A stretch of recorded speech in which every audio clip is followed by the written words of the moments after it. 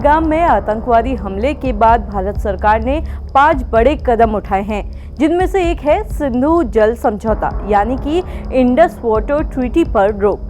अब इस समझौते की शुरुआत कैसे हुई, क्या है सिंधु जल समझौता और अब भारत की तरफ से रोक लगने के बाद पाकिस्तान पर इसका क्या असर होने वाला है, इन सारे सवालों के जवाब आज हम आपको इस वीडियो में देने जा रहे हैं। तो वीडियो को अंत तक जरूर देखिएगा और अगर आपको लगता है कि ये जानकारी आपके लिए जरूरी है तो इसे लाइक, शेयर और सब्सक्राइब करना बिल्कुल भी ना भूलें।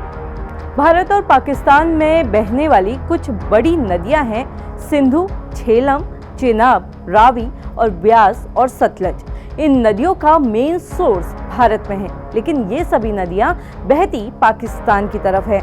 1947 में जब भारत पाकिस्तान का बंटवारा हुआ तो इन नदियों का स्रोत भारत में रह गया, लेकिन पानी पाकिस्तान की जमीन से होकर बहता रहा। अब 1 अप्रैल 1948 को भारत ने पंजाब की 2 नहरें जो पाकिस्तान जाती थी उसका पानी रोक दिया। इससे पाकिस्तान को काफी नुकसान हुआ क्योंकि उनकी खेती सिंचाई पर निर्भर करती थी। हालांकि कुछ दिनों बाद पानी बहाल कर दिया गया, लेकिन फिर ये जरूरत महसूस हुई कि पानी के इस्तेमाल को लेकर कोई स्थानीय समझौता किया जाना चाहिए। अब इसे लेकर पाकिस्तान ने अंतर्राष्ट्रीय सहायता मांगी। भारत और पाकिस्तान ने 9 सालों की बातचीत के बाद सितंबर 1960 में वर्ल्ड बैंक के मीडिएशन में इंडस वाटर ट्रीटी पर साइन किए। इस ट्रीटी के मुताबिक भारत में बहने वाली पश्चिमी नदियां सिंधु, झेलम, चेनाब पर पाकिस्तान कंट्रोल करेगा, यानी भारत इनका पानी नहीं रोक सकता। साथ ही पूर्वी नदियां जो हैं जैसे सतलज, ब्यास और रावी, उन पर भारत का कंट्रोल रहेगा। और अब भारत ने इस समझौते को सस्पेंड कर दिया है, यानी कि अब भारत चाहे तो वो सिंधु, झेलम और चेनाब का पानी रोक सकता है। बता दें कि आज तक भारत और पाकिस्तान के बीच इतने युद्ध हुए, लेकिन सिंधु समझौता कायम रहा।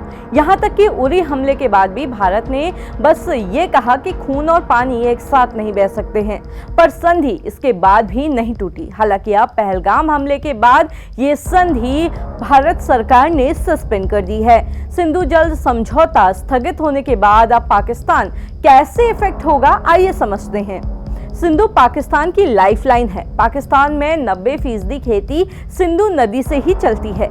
इस ट्रीटी के खत्म हो जाने से पाकिस्तान में फसलें सूख जाएंगी, भुखमरी जैसे हालात हो सकते हैं और पूरे देश की आर्थिक स्थिति खराब हो जाएगी।